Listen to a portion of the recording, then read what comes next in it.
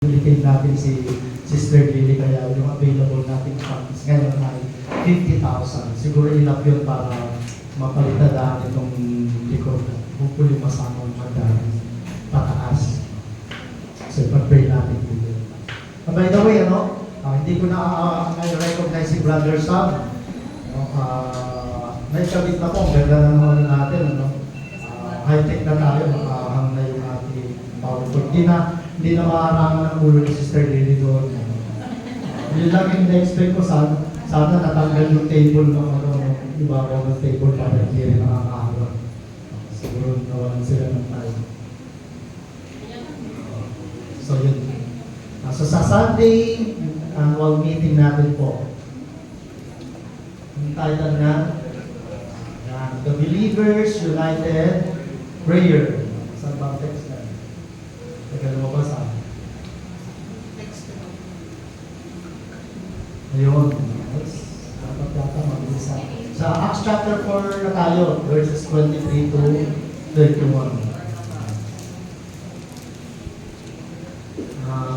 Sama-samang pananalangin ng mga mananampalataya doon sa iglesia sa Jerusalem.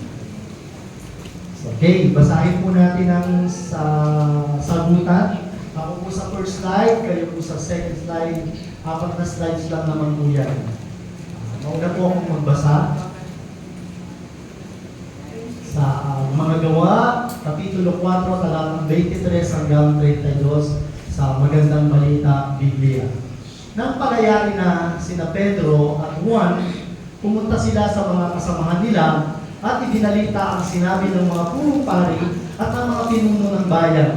Nang marinig ito ng mga mananampalataya, sama-sama silang nanalangin sa Diyos. Panginoon, kayo po ang lumikha ng langit at ng lupa, ng dagat at ng lahat ng nasa mga ito. Kayo po?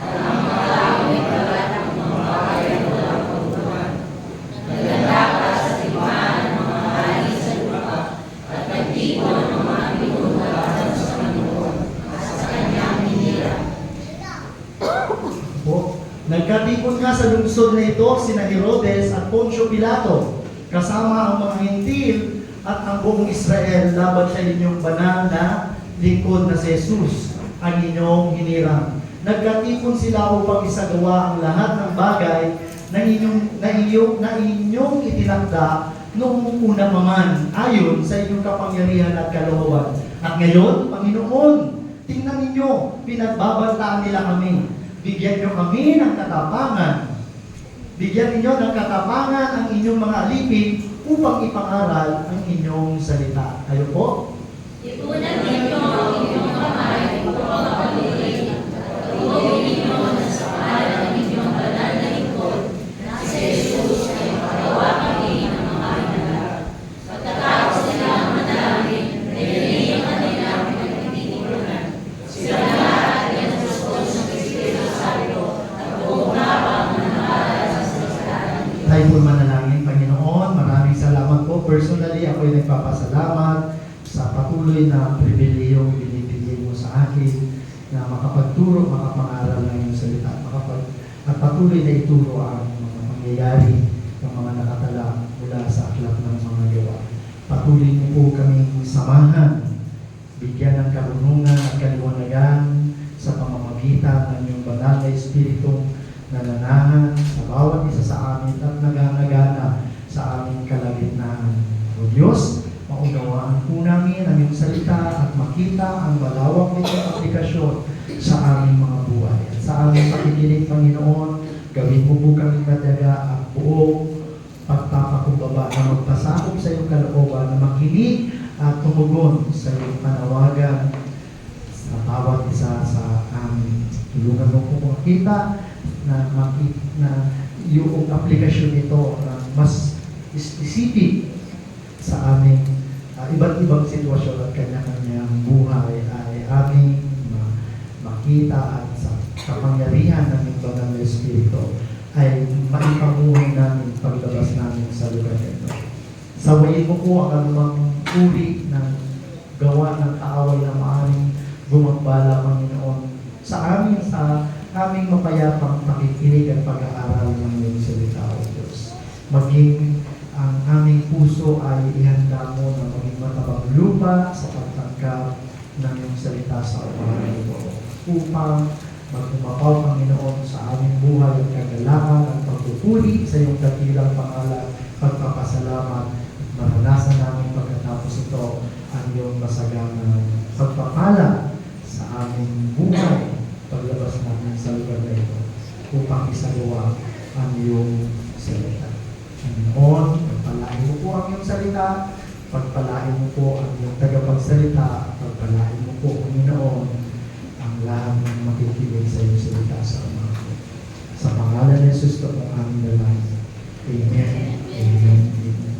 Nasabi ko ba na si Brother Sam ang naggawa niya? Ayoko sa akin sabihin ng balalaki na tumagal ko si Brother Sam para maraming magawa, kasi baka magaling sa akin si sister niya.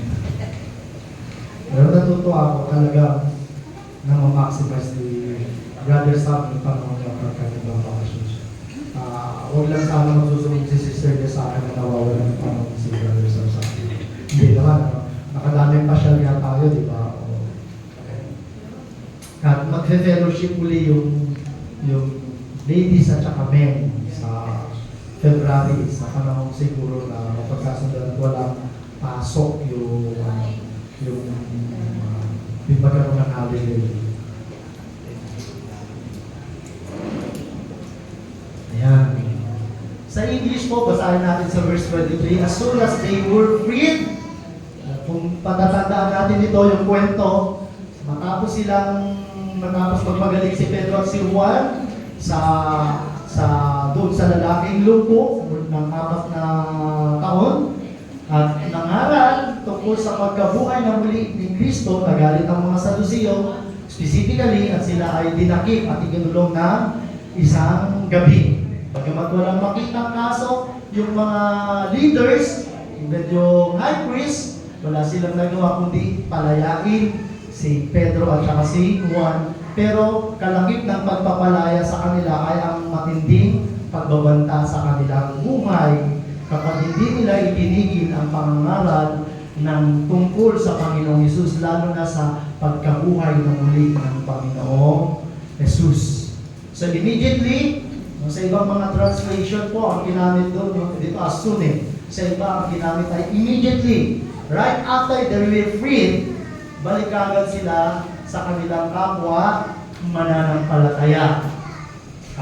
Sa pagbalik nila sa pagpapatuloy sa verse 24, kinuha ko naman ang New American Standard Bible, ang naging tugon nila nung sabihin nila yung mga sinabi sa kanila ng mga leading priests at elders, ang naging katugunan nila ay ang sama-sama pananalangin. At dito gusto kong bigyan ng din dito. Yung pananalangin nila, iisa. Nagkakaisa sila sa panalangin. One mind. Meron kasing mga sama-samang nananalangin, pero iba-iba ang ipinapanalangin. Ang binibigay din dito, sama-sama sila nananalangin at iisa ang kanilang ipinapanalangin. Yung mga mag-asawa, sana ganito pag nanalangin.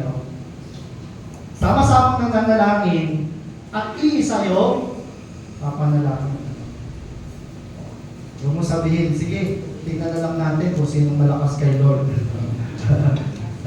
Pag-pray natin magkaanak tayo. Tapos yung isa, pag-pray ko magkaanak akong babae. Sabi isa, pag-pray ko na magkaanak akong lalaki. O sige, kanya-kanyang prayer tayo. Sabay tayo mag-pray. Kasi, hindi ang gustong bigyan din dito na sa kanilang sama-sama pananalangin, iisa ang kanilang ipinapanalangin. At gusto kong isingit dito sa introduction pala, that Christ followers do best in company. Immediately right after they were freed, ang pinuntahan kagad nila ay ang kanilang kapwa mananampalataya.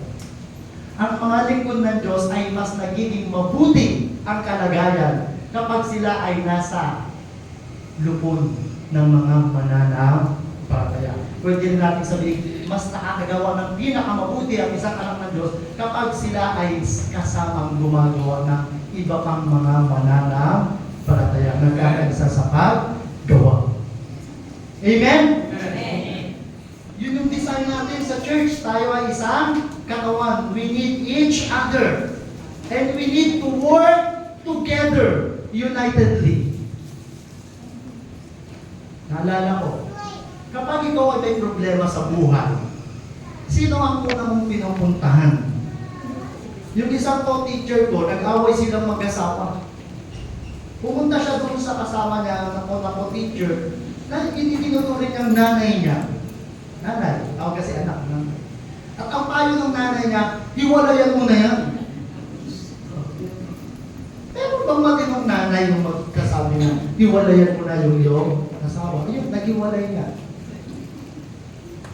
Nakakapungkot.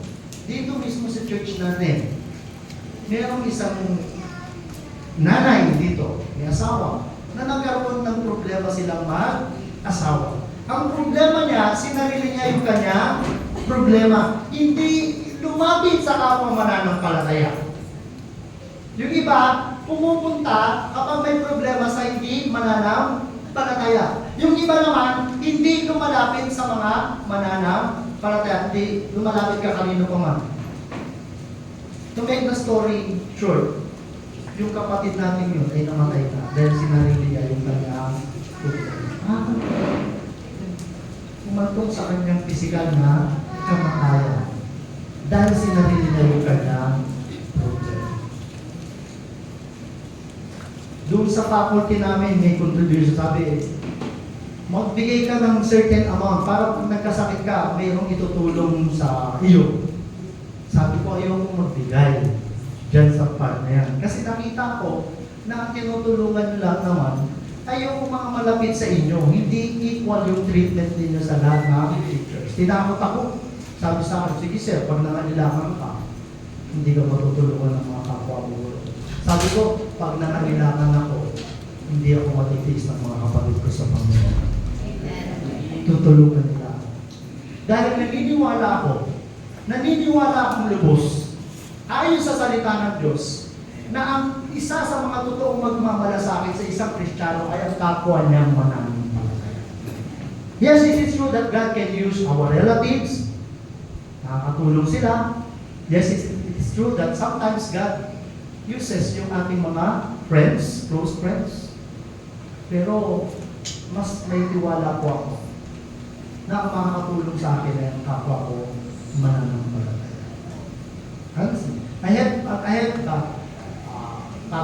negative experiences sa kapwa ko mananampalataya na hindi naging mabuti. Pero sa kabuuan, tiwala ko na ang isang tunay na Kristiyano ay hindi makatitiis na hindi tumulong sa kanyang kapatid sa Panginoon kung siya ay mayroong kakayahang tumulong. Amen?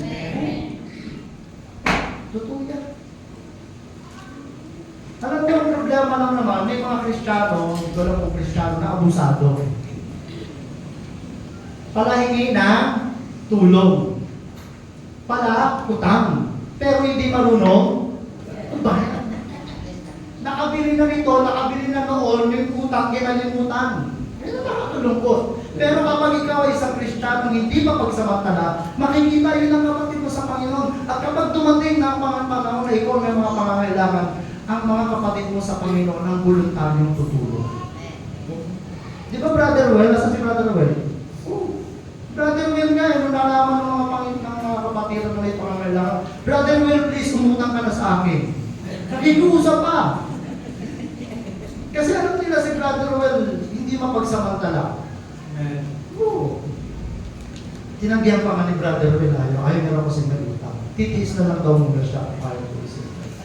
Nagagalit na nga yung nagpapautang sa kanya. Paano kumang ka? Kailangan mo yan eh. Wala kang mamanuran, sila yung TV mo. Naahawa siguro na wala mapanuran ng TV. Tapos alam niya sa bahay niya, laki-laki ng TV niya. Kasi Brother Well, alam niya wala mapanuran. Wala man lang mapag-ibig ang I mean, totoo yan. ang iniiwasan ng mga isang mananampalataya, yung kapatid niyang palakasan at mapagsamantala. Sabi mo, akali mo, ikaw ba yun? Talayo, talaga. Pero aantayin naman nila. Ako personally gano'n. Aantayin ko naman na talagang magkaroon. Huwag naman sana na dumating talaga yung panahon na talagang nangangailangan ka. In the same principle, ang ina-apply ko sa aking mga kamag-anak. Ayoko nung palasa sila palahingi. Pero pag nakita kong dumating yung panahon na kailangan sila tulungan, tutulungan ko sila. Eh yung iba naman kasi wala naman kailangan na tulong. Mahilig lang, kuminig. Iwas-iwas tayo. Ano ba ako? Doon ako, introduction pa lang ako. Kasi anong title natin? The Believers United, may pagkakaisa, sama-samang pananalig. At isang bagay dito na makita natin, yung pagbabanda sa kanila ay hindi nagdulot ng takot. Sa halip, sabi nung binasa ko sa MacArthur Bible Commentary, nagbigay ng kagalakan sa kanila. Yung pagbabangta, imbis na magbigay sa kanila ng takot at pagpigil sa pangangaral ng salita ng Diyos, yun ay nagbigay sa kanila ng kagalakan upang daw sama-samang manalangin upang magkaisa sa pananalangin. Gusto kong pag-aralan natin yung kanilang panalangin. Notice how the believers pray. May tatlong punto po tayong itatalakay dito. Tingnan natin paano sila nanalangin. Una, the believers praise God. So that's the key word. Say it, praise. Praise. Pinuri nila sa pagbungad nila sa panalangin, ang kanilang pagbungad na salita, pangungusap sa panalangin na yun, pagpupuri. When they hear this, they raise their voices together in prayer to God. Ang sabi nila, Sovereign Lord. Ang Greek word na ginamit dyan ay despotes. They said, Sovereign Lord, they said, you made the heavens and the earth and the sea and everything. May ilang translation, NIV, RSV, I think, ang ginamit dyan na word ay Sovereign Lord. Kasi nga, ang galing yan sa Greek word na despotes. Despotes. Yung ibang mga maraming translations, ang ginamit lang dyan ay Lord. Pero may ibang ginamit na salita naman dito kapalit. Pero ito, mas pinili ko yung translation dito sa Sovereign Lord para magbigay ng tingin. Yung tukoy ito, paano siya naging Sovereign Lord? Kasi ginawa niya ang lahat ng bagay, nakikita man o hindi, nakikita sa lahat ng dako. Sa mundo, sa dagat, at maging sa kalalaniman at sa lahat ng bagay na narito. Ang pamilya ko, alam niyo yung Sovereign Lord, yung title sa New Testament tungkol sa Diyos, yung despotes, ay bibihira. Mas kaunting beses siya ginamit kaysa doon sa pamilyar na Greek word na ginagamit para i-translate ng Lord. Ano po yun? Yung pamilyar ay curious. Jesus is Lord. Madalas yan gamitin. Mas maraming beses. Yan yung pinaka-popular na titulo na ginamit sa Biblia, sa Bagong Tipan, patungkol sa Diyos. Lord din yan.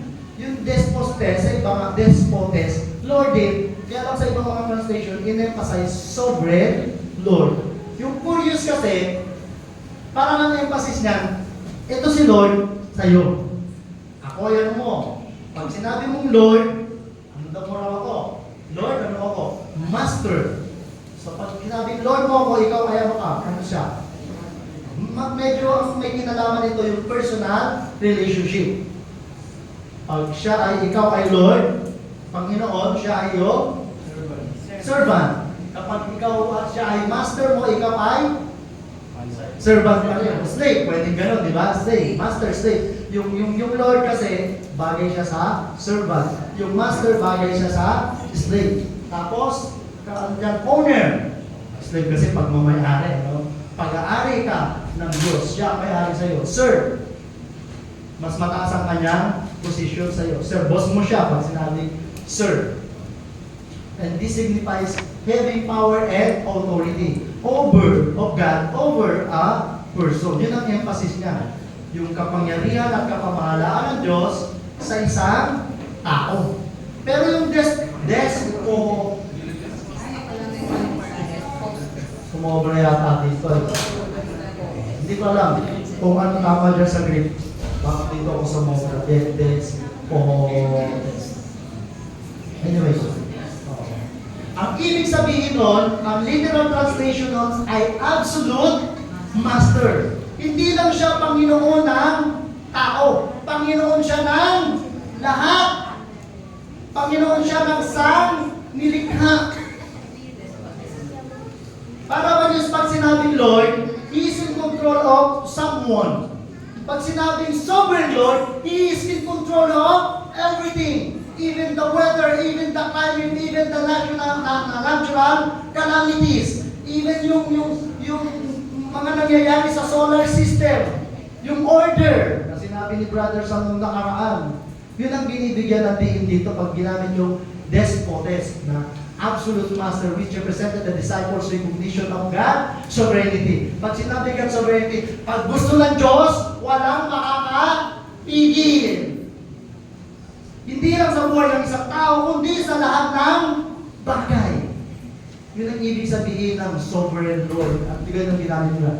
One who has possessed supreme authority, pinakamataas na kapamahalaan. Pinakamataas, ganap na Panginoon. Pinakadakilang Panginoon sa lahat. Yun po yung ginamit dyan. So dito, sa simula pa lang, ganun na kaagad yung ginawa nila sa kanilang kailangan.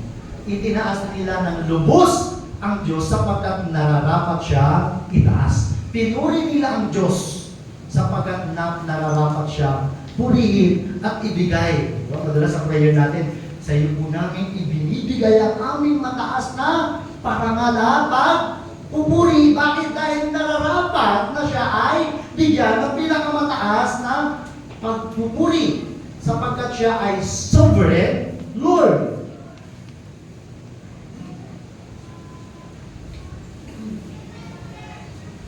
Dito po yung salitang sovereign and Lord itinatungkol kanino? Sa Panginoong Jesus. Kung yung may pinakamataas na kapangyarihan at kapamahalaan ay pinatungkol sa Diyos at ipinatungkol din sa Panginoong Jesus, ibig sabihin si Jesus ay pinakamakapangyarihang Diyos. Amen? Amen. Pinatungkol siya sa Panginoong Jesus. Ginamit yung titulong yun sa Panginoong Jesus. Paulit-ulit at binibigyan natin ng diin. If you do not recognize Jesus as sovereign Lord, then there is no salvation in you. Amen? Walang kaligtasan sa isang tao hindi kumikilala na si Jesus ang pinakamataas na Diyos. Yan ang pinakapundasyon ng ating pananampalataya. Si Jesus ay Diyos at may pinakamataas na kapamahalaan at kapangyarihan, kagaya ng Ama at kagaya ng Banal na Espiritu. Application tayo. The nation worship. Sino daw? God they made. January, sikat na sikat. Para iparada si Nazareno. Noong January 9. At sa sandaling ito, ipinaparada si Santo Niño. Sarado po ang General Luna. Huwag muna kayong mag-SM San Mateo. May advisory. At huwag po kayong pupunta sa Tondo. Dahil matindi po ang traffic. Dahil isinaselebrate ngayon ng ating mga kababayan Romano Katoliko ang Diyos na kanilang ginawa. Pero tayong totoong nananampalataya sa Diyos, ang isinaselebrate natin ay ang Diyos na gumawa ng lahat ng bagay. Kita niyo kayo ba? Yung mga hindi mananampalataya, ang isinaselebrate nila ay ang Diyos na kanilang ginawa. Pero tayong totoong nananalig sa Diyos, sa buhay na Diyos, na makapangyarihan sa lahat.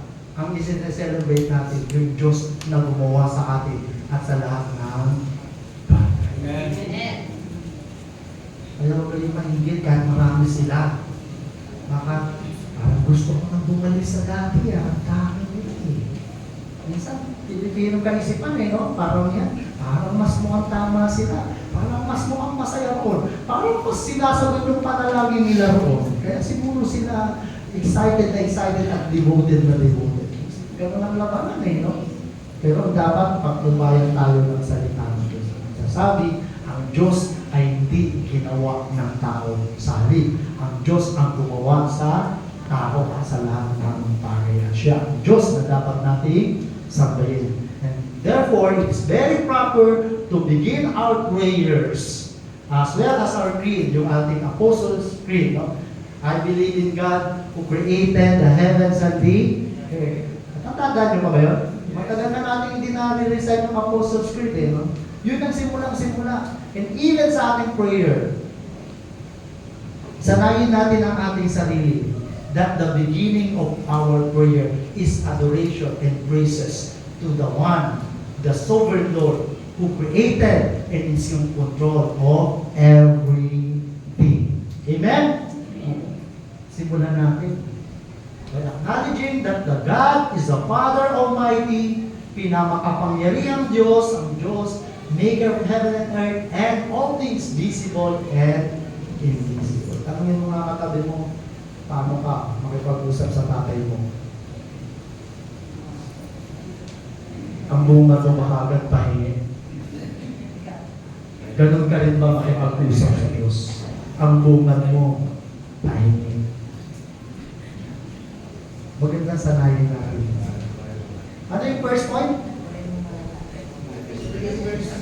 They praise, the believers praise. Second point. The believers told God their specific problem. So what's the keyword sa una? Praise. The second keyword is problem. Say it, problem. Ngayon katabi mo, may problema ka ba ngayon? Huwag mo sabihin sa akin, sabihin mo sa akin.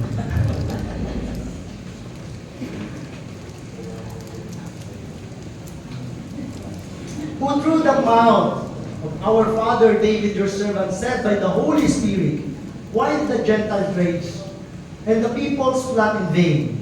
The kings of the earth set themselves, and the rulers were gathered together against the Lord and against His anointed. Na natin. Paano nila sinabi yung kanilang problema dito? So the believers specifically prayed for the, ano ang problema nila? Ano yung problema nila? Opposition. Pero ganito yung introduction nila. Tingnan natin. Pero ang specific problem na pinapipray nila dyan ay yung kanilang specific problem na pinapipray nila ay yung opposition of the, ito may apat na grupo ng tao, Gentiles, peoples referring to the people of Israel, kings, rulers. So the believers specifically prayed for the oppositions they were experiencing. The believers took confidence. Anong ginamit nila? Anong ginamit nilang pagtawag sa Panginoon? Des, o, des, ibig sabihin ano? Sovereign Lord. The believers took confidence. Yung kanilang pagtitiwala sa kanilang panalangin ay dahil yung kanilang tinatawagan Diyos ay Diyos na makapangyarihan sa lahat. At sinasabi nila dito na yung kanilang nararanasan is not out of God's control. Yun ang ibig sabihin ng sovereign Lord. Na lahat, pati yung mga pagganapan, pati yung mga pangyayari, yung mga gera ngayon na nangyayari sa Israel, yung gera ngayon na nangyayari sa Russia at saka sa Ukraine, still in God's control. At gusto nila sabihin dito na, Lord, even our sufferings, even this opposition that we are experiencing is still in your control. Ano yung sinasabi nila dito sa kanilang, bakit gano'n na kanilang pagtitiwala sa makapangyarihang Diyos? Na siya may control sa lahat ng pangyayari, maging sa kanilang mga nararanasan, hamon o problema o kahirapan sa buhay. At naging karigdagan pa rito sa kanilang pagtitiwala, sa kanilang pagtawag sa Diyos, ay yung katotohanan na yung kanilang nararanasan ay hindi bago at hindi nila dapat ikabigla. May mga pangyayari sa ating buhay. Alam mo, sabi ng doktor bigla sa'yo, alam mo, may cancer ka. Ha? May cancer ako? Lord! Bakit? Ganun ang reaction natin, no? Hindi mo ba alam yung sitwasyon ko? Hindi ganun ang Panginoon. Alam niya yung iyong sitwasyon. Sila, doon sa kanilang naranasan, hindi man lang sila nabigla. Dahil alam nila na yung kanilang nararanasan, ilang daang taon na nakalipas, inihula na. Ibinigay na, pinasabi na, ipinaalam na ng Diyos sa pamamagitan ni David sa patnubay ng banal na Espiritu na itong mga itong Gentiles, yung people of Israel, yung kings, yung rulers, ay mag-u-oppose, magsasama-sama para labanan ang kalooban ng Diyos. Ikaw ba pag may problema, nabibigla ka pa? Bakit Lord? Bakit mo inalaw to? Hindi mo ba alam? Bata-bata ko pa. Meron pa akong mga plano sa buhay. Saan nabibigla tayo pag meron mga hamon tayo nararanasan sa buhay. Pero sila, hindi man lang nila ikibinagbigla. Dahil mula sa salita ng Diyos, ipinahayag na mararanasan talaga nila ang mga ganong oposisyon at nakapagbigay ito sa kanilang ng kaaliwan na yung kanilang nararanasan ay ipinagpauna na o ipinakita na sa lumang tipan. Paano nila in-interpret yun? Sino yung apat na tao ron? Gentiles, people of Israel, East, saka ito yun. Ito yung interpretation. Sino yun? The city gathered together against sino? Against your holy servant Jesus, the anointed one. Sino si? Hero. Represent the king, king. Sino pa? Si Pontius Pilate. Represent yung rulers. Sino pa? Gentiles, meron to. May ginamit ako. At saka sino? People of Israel. Nating nyo. Walang nakakasurpresa. Sinabi mo na yun. Na yung nararanasan namin ay katuparan lang ng iyong itinakda. Ano to sabi niyo? To do whatever your hand and your plan have predestined to take place. Yung lahat ng mga bagay nito ay merong kontrol ang iyong mga kamay. Yung merong pagpapahintulot. At ito ay bahagi ng iyong plano nung una pa man. Kaya nga sa buhay ng isang mananampalataya, dapat hindi tayo nasusurpresa sa harap ng Diyos pag may mga nagaganap na hamon, nararanasan tayo, na hamon sa ating buhay, na para bang hindi alam ng Diyos yung nangyayari sa atin. Masurpresa tayo kasi hindi natin alam. Pero huwag tayo masurpresa na para bang ang damdamin natin hindi alam ng Diyos. Even actually yung mga hamon natin, dapat huwag na tayo masurpresa. Dahil nakasulat na rin naman sa Biblia ang lahat ng bagay na posibleng maranasan ng anak ng Diyos. Walang bago. Sabi nga ni Solomon, mga nangyayari dito sa mundong walang bago. Ulit-ulit na. Predestined na yun. Itinalaga na yun ng Diyos. Kaya nga hindi sila nagulat, hindi sila na-surprise, sa halip hindi sila natakot, sa halip nagbigay yun ng matinding kagalakan kasi alam nila, ipinagpauna na ito na Diyos.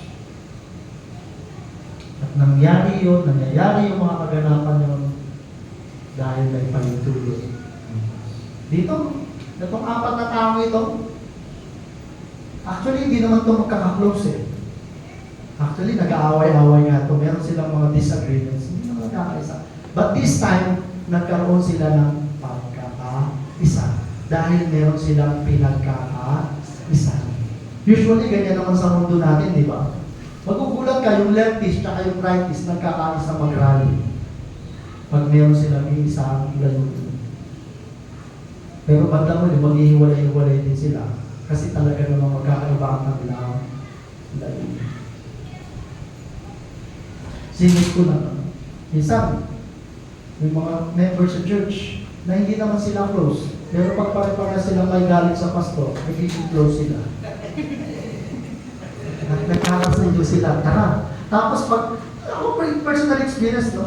May mga taong hindi naman sila magka-close. Pero dahil meron silang isang agenda sa karanasan ko, napaalisin ako. Naging close sila. At nung mapaalis nila ako, pakiramdam nila, nagtagumpay sila dahil nagkaisa nila. Pero nung pag-alis ko, lumabas sa katotohanan, hindi naman talaga sila nagkakaisa. Kaya pag-alis ko, sila nag-away. Ang maganda rito, sa mga mananampalataya, hindi sila kagaya nito. Ito nagkakaisa laban sa Diyos. Pero mga mananampalataya, nagkakaisa para sa Diyos. Amen? At yan ang dapat na damdamin at kaisipan ng mga mananampalataya. Tayo ay dapat nagkakaisa para sa Diyos. Hindi na yan bago. Walang kakaiba sa mga bagay na yan.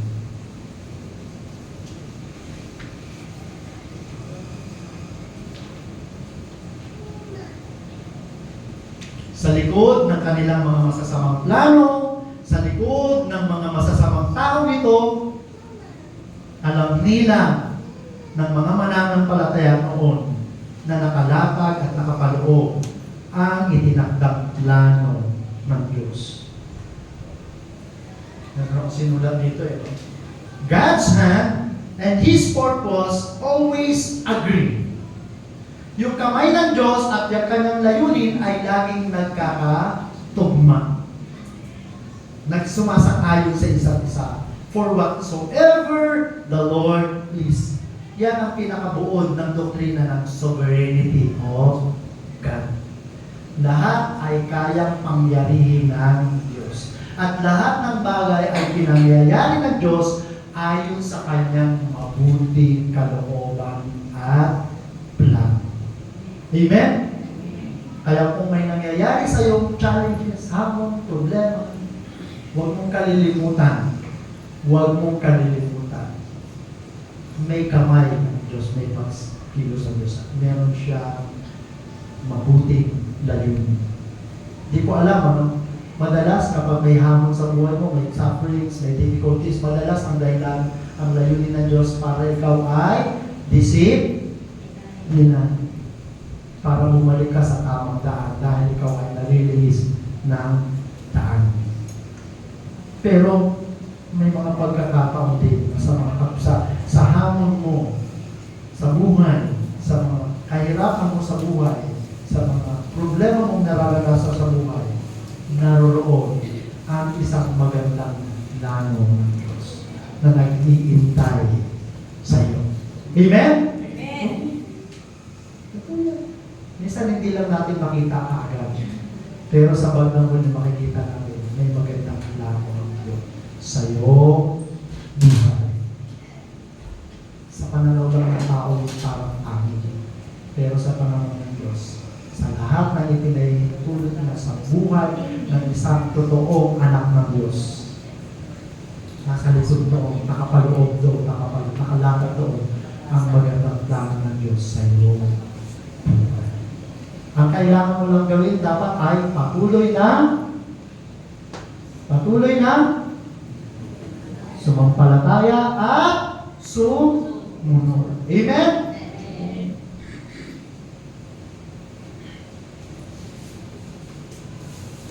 You can tell God whatever your problem is. May problema ka ba? Tinanong nyo. Sabihin mo sa Diyos. Pwede mo sabihin sa Diyos. God knows your specific problem and nothing happens in your life that is out of His control and without His force. Tandaan natin yan.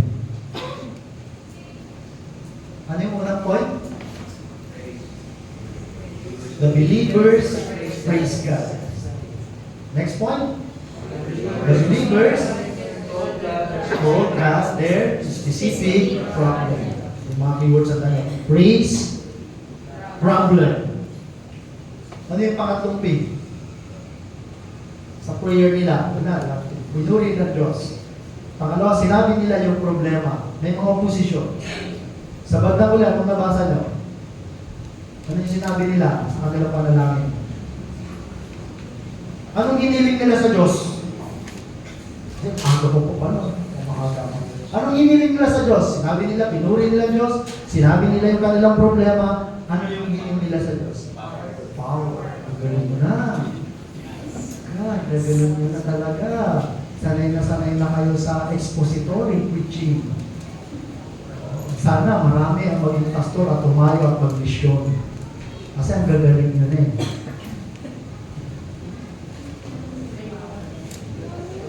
The believers ask God for power. Say it, power! Power! And now, oh Lord, hear their threats. Binigyan ng digan. Ngayon, Lord, urgently! Kailangan na dahil ano? Dahil matindi ang kanilang pagbabanta. Hear their threats. So the believers did not ask God to remove their problem. No? Hindi nila sabihin, Lord, pagpapatayin nyo na yung mga oposisyon na yan. Hindi gano'n. Alisin mo yan, Lord, ang mga oposisyon na yan. But to help them deal with it. Hindi nila sabihin, Lord, alisin mo yung problema. Lord, tulungan mo kaming harapin ang aming problema. Ganda. At sabi niya, and now, O Lord, there's an emphasis on the now. Lord, now. We need your help now.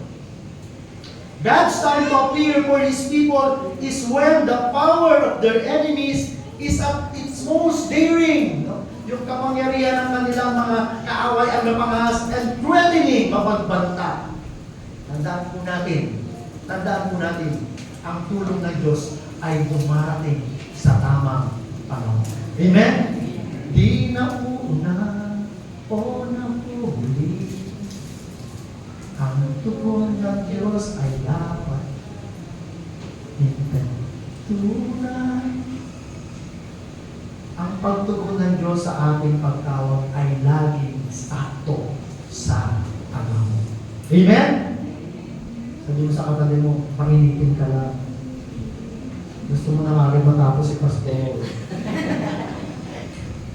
Mahinipin lang tayo sa panalangin. Madalas. Prinsipyo ko sa panalangin, mapalad ang taong matyagang naghihintay sa Panginoon. Prinsipyo ko yan at napatunayan ko totoo yan. Mapalad ang taong matyagang naghihintay sa Panginoon.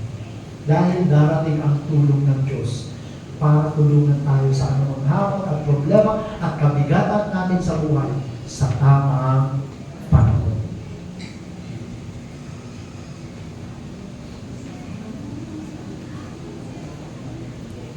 It is an encouragement to us that if we are unjustly, gusto ko isingin ito ay malaking kaliwan sa atin. It is an encouragement to us that if we are unjustly, yung bang hindi tayo pinakukutungan tayo ng hindi makatarungan.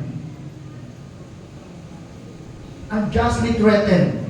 We make ourselves more at ease. Nagiging panatag tayo by spreading our situation sa pamamagitan ng paglalatag natin ng ating sitwasyon before the Lord and leaving it with Him. Ipagkatiwala din natin ito. Yung Lord, ito yung problema ko at sa iyo ko na ito pinagkakatiwala. At yun yung nakapagbibigay ng kapayapaan lubos sa isang mananampalataya. Hindi pa man nawawala, nasusolve ang kanyang problema. Amen?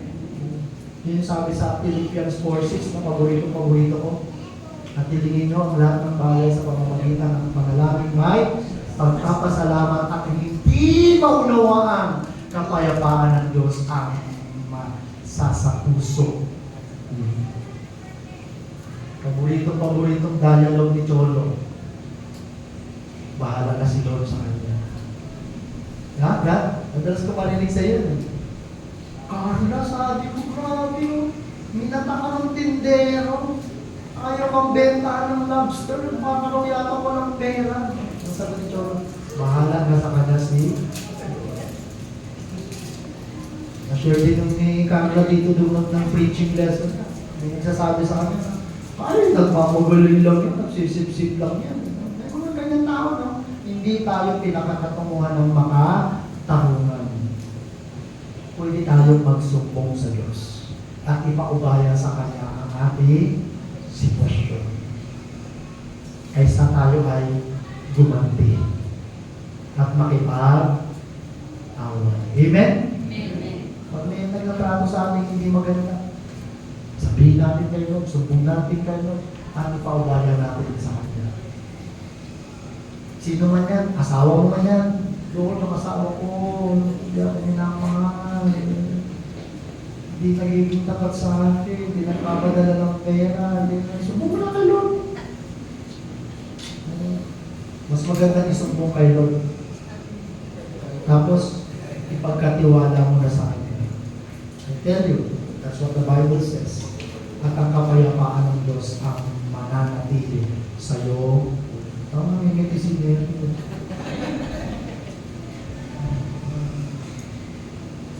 Parang naaaliw siya sa pangako ng Diyos. Ako talaga, pag nakakaranas ako hindi maayos na pakikisyo mo sa akin. Ito po yan. Minsan bilang tao, makakapag-isip ka, mainis ka, gumanti ka, pero sasabihin sa'yo ng Banal na Espiritu, ibigin mo yung kapwa, panalangin mo sila. Pagkatiwala mo sa Diyos ang sitwasyon. Amen? Meron ba sa inyong tinatrato ng hindi makatarungan yan? Meron? Wala. Sabihin mo sa Diyos. Sabihin mo sa Diyos.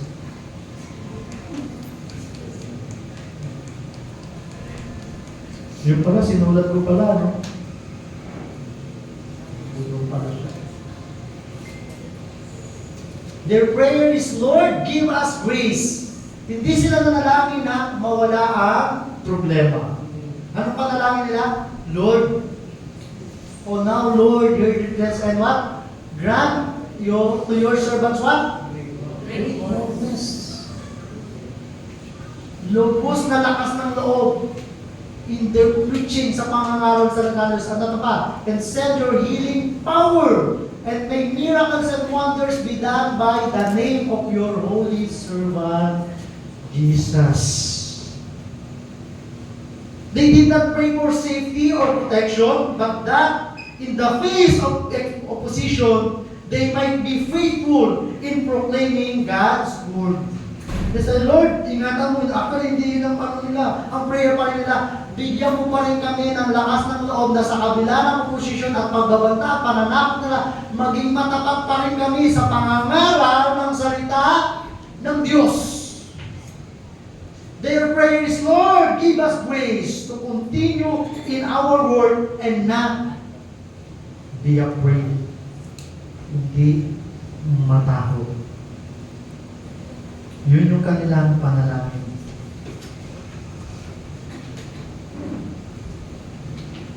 Grant yourself great boldness. Send your healing power. They ask for God's power for great boldness in preaching the gospel and performing signs and wonders in the name of Jesus.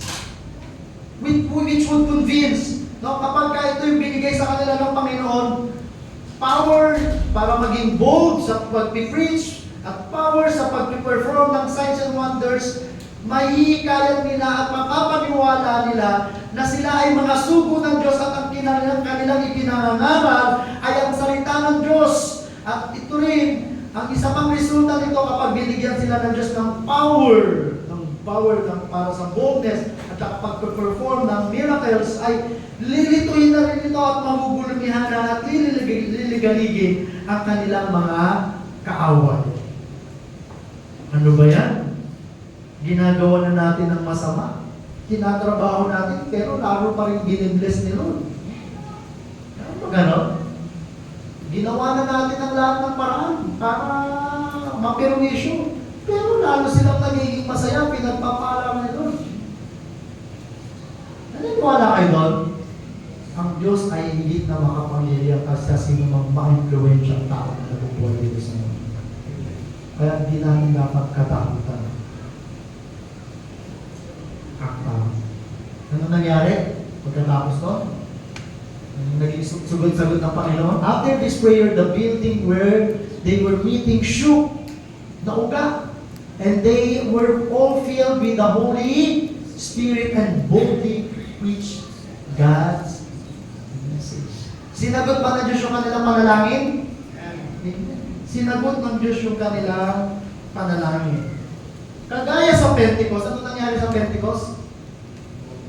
Nung nanalangin sila, nung bago bumaba yung ano,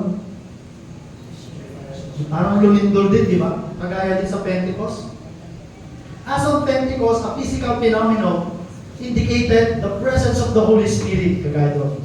This shaking of the place was intended. Sinadya ng Diyos yun na mayanig ang kanilang lugar. Para ano? To wake them up. Para gisingin sila. Raise. Palakasin. Raise their expectation. Palakasin ang kanilang pag-asa. And give them a physical sign. Magbigay ng physical. Nang nakikitang tanda that God was truly with them. Yung pag-alog na yun ay isinadya ng Diyos para ipakita sa kanila na totoo ang presensya ng Diyos, ng buhay na Diyos ay nararanasan ng isang anak ng Diyos. Amen? Yung bagay na yun. Para ano? To show them why they have to fear God more and then they would fear people less. Ginawa yun ng Diyos na nauga yung kanilang lugar upang ipakita ang kanilang presensya, palakasin ang kanilang pag-asa, nang sa ganon, hindi nila katakutan ang mga tao, sa halip katakutan nila ang Diyos. Ganun na sinabi rito ng W. Mark Henry Commentary. Ang tao ba kaya ugain itong building? Basta-basta? Kung hindi kukuha ng bulldozer dyan, hindi pa ito. Pero ang Diyos kaya pa ugain bigla-bigla. Tanungin mga katabi, kanino ka mas takot? Sa tao o sa Diyos? Kanino ka mas takot? Sa asawa mo o sa Diyos? Kanino ka mas takot? Yung pag-uga sa kanila ay para ipakita na ang presensya ng Diyos ay nasa kanilang kalagitnaan, magagana sa kanilang kalagitnaan. Upang hindi nila mawala ang takot nila sa tao. Sa halip, ang takot nila ay banal na pagkatakot nila ay naituon sa Diyos. The place was shaken so that their faith would be established. Yung pag-uga ng kanilang lugar ay hindi para sila takutin dahil na intensity 7 na lindol, kundi para patatagin ang kanilang pananampalataya na hindi na basta matitinag sa anumang oposisyon na kanilang mararanasan, sa anumang pagbabanta na kanilang nararanasan. Ano? Sila ay napuspos ng banal na Espiritu. The response to their prayer was a pressed in feeling, panibagong pagpuspos ng banal na Espiritu. At anong naging tugon? Anong naging resulta nun? Naging matapang, malakas ang loob nila sa pangangaral ng salita ng Diyos. The feeling of the Holy Spirit was manifested in their fearlessness, proclamation of the Word of God. Yun talaga yung naging epekto. Nawala. Sa mga tao. Huwag mo kong takutin. Matagal na akong takot. Pero sa anak ng Diyos, huwag mo kong takutin dahil kasama ko ang Diyos. Amen? Huwag mo kong takutin. dahil kasama ko ang Diyos. At pwede natin sabihin niya kay Satanas, Satanas, Diablo, huwag mo kong takutin dahil kasama ko ang Diyos. Huwag mo kong takutin dahil taglay ko ang banal na Espiritu sa akin. At lalo silang naging matapang sa pagbabahagi ng salita ng Diyos. Gusto kong bigyan natin dito hindi po ito baptism of the Holy Spirit. Naganap ng iba po yung baptism ng Holy Spirit sa filling of the Holy Spirit. So yung baptism, pag nabaptize ka ng Holy Spirit, hindi na mawawala, aalis sa iyo ang banal na Espiritu. Pero yung pagkapuspos ng banal na Espiritu, may mga pagkakataon, hindi tayo puspos ng banal na Espiritu. Nawawala yung kapuspusan ng banal na Espiritu sa akin. Kaya magugulat ka, bakit kaya ang dali kong magalit? Nawawala ang kapuspusan ng banal na Espiritu. Bakit bigla akong bilis kong matakot, mag-alala? Kasi nawawala sa iyo ang kapuspusan ng banal na Espiritu. At hindi po, kasi ninyo gusto ko lang bigyan natin, wala pong naganap dito na speaking in tongues. Bibigyan din ko yan sa susunod. Na yung pag nabaptize, nag-speaking in tongues, may purpose po yun. Gusto kong maging maliwanag dito sa bawat sa atin na ang kapuspusan ng banal na Espiritu ay hindi nangangahulugan ng pagsasalita ng iba't ibang wika. Ang kapuspusan ng banal na Espiritu ay nangangahulugan ng pag-ibig, ng mga bunga na Espiritu. Ano yung mga bunga ng Espiritu? Kagalakan, kapayapaan, katyagaan. Yan, ang bunga ng Espiritu. Sino ba madalas mag-alala sa pag-asawa? O bakit lalaki? Sabihin ng asawa, sweetheart, love, babe, ano ba? Ang panglo? Honey, parang hindi ka yata puspos ng banal na Espiritu. Masyado pang Ganda siguro ang paalala yun, ano? Sila din yung napaalala sa akin pag nagagalit ko. O parang na naman sinasabihan ng masamang Espiritu. Ako, totoo yan! Sobrang magaling. Maganda paalala yan. Pag nag-aaway siguro, yung tatayong siguro. Maganda nga yan, ano? Pag may nang-aaway sa'yo, mananampalataya, ang gawin na galit. Sis, Brad, parang hindi ko yata puspos ng mayanin sa'yo. Maganda pa yan, pag nagbabasketball tayo yung paalala. Pastor,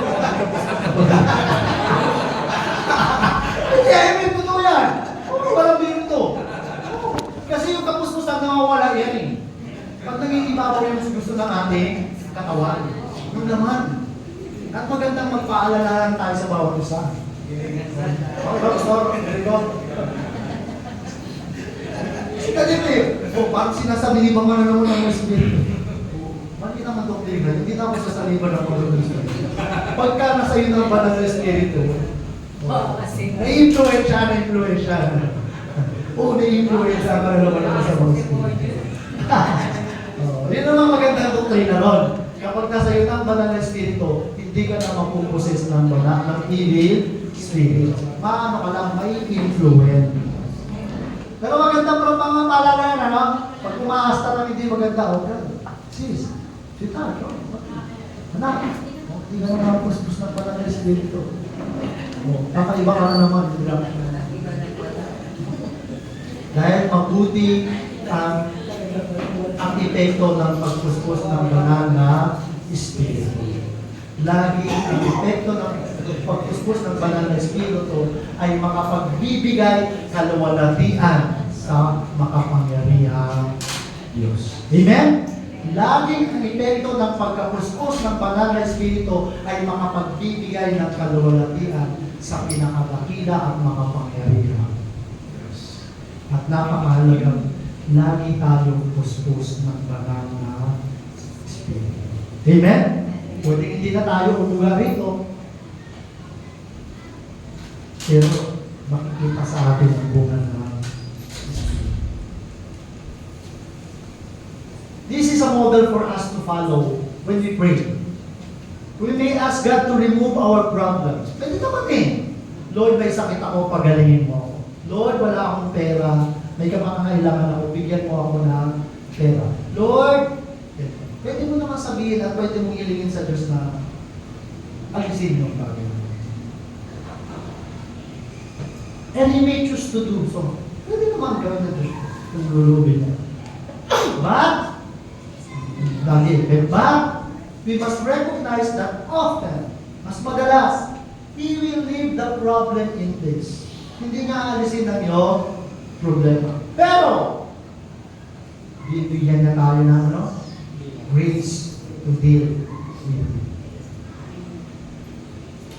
Habang papunta ako rito, yung transmission, pinabalita, namatay daw yung uuwi yung missionary nila sa mga tribo, sa mga igorot yata yun kasi may nakitang bukol sa likod. Sana daw ang cancer. Tapos naalala ko may bukol ako sa likod. Pwede kong ipanalangin sa Diyos na mawala yung bukol ko sa likod. Pero pwede rin mag-decide ng Panginoon. Manatili yung bukol ko sa likod na may sakit ako. Pero bibigyan niya ako ng kanyang masagana, biyaya, para mapagtagumpayan, mawala ang takot kung meron man ako matinding karamdaman. Napakagandang halimbawa si Paul. Hindi ko alam to kung yung turn of the flesh niya, yung physical illness, sickness, or opposition. Kasi may mga binanggit din dyan no? Messenger of Satan, hindi daw siya maging mayamang sa revelation at kinaganda. 3 beses niya nang pinanalangin na alisin nun. Pero hindi yun inalis, basta ang sabi sa kanila, yung biyaya ko ay sapat para sa iyo. Upang yung kapangyarihan ko ay lubos na maging ganap, may pakita sa iyo kahinaan. Para hindi ka mayabang. Sa halip, ipagmayabang mo ang kapangyarihan ni Kristo na taglay mo sa iyo. Kaya pag nag-pray, pastor, ipag-pray mo ko, may sakit ako, may problema ako. Tapos, nung pinag-pray ka ni pastor, di nawala yung problema mo. Huwag mo sabihin si pastor walang power. Hindi nakatulong si pastor, lalo man lumala yung problema mo. Kasi hindi naman talaga gano'n ang laging pagtugon na Diyos. Pwede yun. Pwedeng itulog ng Diyos, lobin ng Diyos. Pero nasa kanya mga, siya yung sovereign, di ba? Hindi naman si pastor ang sovereign. Sino ang sovereign? Si Lord. Siya ang magdi-decide noon. Pwede niyang alisin ang problema mo, pwede manatili yung problema mo, pero isang bagay niya, sagana ang biyaya ng Diyos para ka magtagumpay sa kabila ng problema. Amen? Ano man yan? Ang problema sa tao kasi, pag may problema, gusto kagad mawala ang problema. Madalas, tinuturuan tayo ng Diyos to develop our character. Maging matyaga. Mag-iisip. In conclusion, it is great encouragement to God's servant that they serve the God who made all things. Sino yung Diyos na ating pinaglilikuran? Diyos na makapangyarihan sa lahat. Pinakamakapangyarihan sa lahat. May likha ng lahat ng bagay. At yung Diyos na yun, who is able to strengthen them. Ang Diyos na yun ang kayang magbigay sa atin ng kalakasan, palakasin tayo sa lahat ng ating mga problema at kahirapan. Halimbawa si Sister Rina, pastor, pag-pray mo nga, mawala yung hypertension ko. Usually ang hypertension, lifetime mo na yan, kaya meron ka ng maintenance, plans. Meron naman talagang pinagagaling. Kagaya ni Sister Nelda yata, puminto sa kanya, maintenance, hindi ko na choice. Pero yung iba hindi pahinto sa maintenance. Pero isang bagay ang tiyak, kaya kang bigyan ng masaganang biyaya ng Diyos na sa kabila ng iyong karamdaman ay makapabuhay ka pa rin ng maayos. Amen. Maging productive, makapaglingkod sa pamilya, makapaglingkod sa Diyos, at magawa ang mga bagay na nais ipagawa sa iyo ng Diyos. Amen? makapangyarihan, pinakamakapangyarihan sa lahat, ang ating Diyos. Higit na makapangyarihan sa anumang problema at trabaho. Pwede natin maranasan. Paalala lang po, kagaya ng mga disipulo. Anong title natin? Anong title ng message? The Believers United. Paalala lang po. Sino pa kaya nakakaalala ng Operation Covid? Nakaalarm pa po ba yung mga orasan sa cellphone? Nakapagtumunog yung 4:31 p.m. Alam niyo ba yan? Yung mga bago hindi. No? May prayer covenant tayo ito. Na every 4:31 p.m. galing po yun sa Acts chapter 4 verse 31. Tayo ay may prayer covenant. Sama-samang nananalangin. Hindi man tayo magkakasama sa isang lugar. Pero sa mga panahon yun, saan man tayo nandoon, nagkakaisa tayo ng panalangin na nakapdoon yung ating panalangin para sa ating English. And I think this time is the right time for us to renew our commitment. Kumusta na ang yung 4:31? Nakikiisa ka pa ba sa pananalangin ng iglesia para sa iglesia? Honestly, hindi siguro araw-araw, minsan nakakano, pag lalo may ginagawa ka. Pero kahit nagdadrive ako po, may 4:31, at least may maalala ka, simple. Lord, si Brother Randy, may sakit, pagalingin mo po siya. 4:31, naiisip ka, titingin ka, Lord, tumunog mamaya ang 4:31, Lord. Dahil pagnubayan mo po yung pagpapagawa namin sa church building. Maalala mo. I'm sure meron kang dapat ipanalangin. Meron kang small group, di ba? Tumunog yung 4:31, Lord, yung pastor namin, tulungan mo po siya sa pag-prepare na ng message para sa Sunday. Para hindi siya nakaka-alto at hindi siya nakaka-miss.